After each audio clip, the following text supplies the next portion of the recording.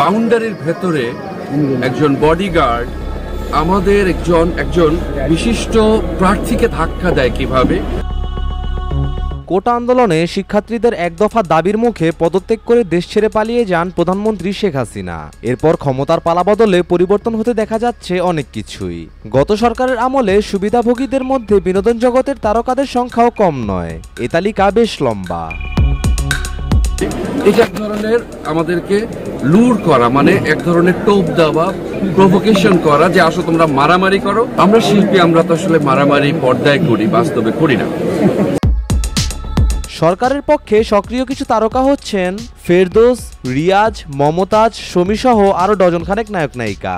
তারা সবসময় সরকারের পক্ষে কথা বলতো। সরকারের পাচেটে তারা এই পর্যন্ত এসেছে।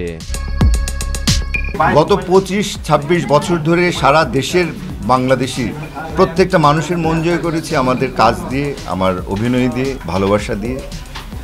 আমার মূল লক্ষ্য হচ্ছে গিয়ে মানুষের পাশে থাকা, মানুষকে সাথে নিয়ে সামনের দিকে এগিয়ে যাওয়া। আমি বিশ্বাস করি একা কোনো কিছু করা সম্ভব না। এখন সরকারের এ পালাবদলে তারা কোথায়? তাদের খোঁজ জানতে অনেকেই উদগ্রীব হয়ে আছেন।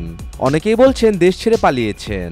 বর্তমান অবস্থান জানতে যোগাযোগ করার চেষ্টা করা হলেও সবার মোবাইল ফোন বন্ধ পাওয়া গেছে। আগস্টের প্রথম দিন বাংলাদেশ টেলিভিশন প্রাঙ্গণে হাজির হয়েছিলেন সাংস্কৃতিক অঙ্গনের এক ঝাঁক তারকা। গুণগান গেয়েছেন সরকারের উন্নয়নের। শিক্ষার্থী সহ শতাধিক সাধারণ মানুষের মৃত্যুকে শোক না জানিয়ে তারা কান্না করেছেন বিটিভির পোড়া ইট পাথরের জন্য, মেট্রো রেলের জন্য। প্রকাশ্যে ও গোপনে শিক্ষার্থীদের আন্দোলনের বিরোধিতা করেছেন তারা।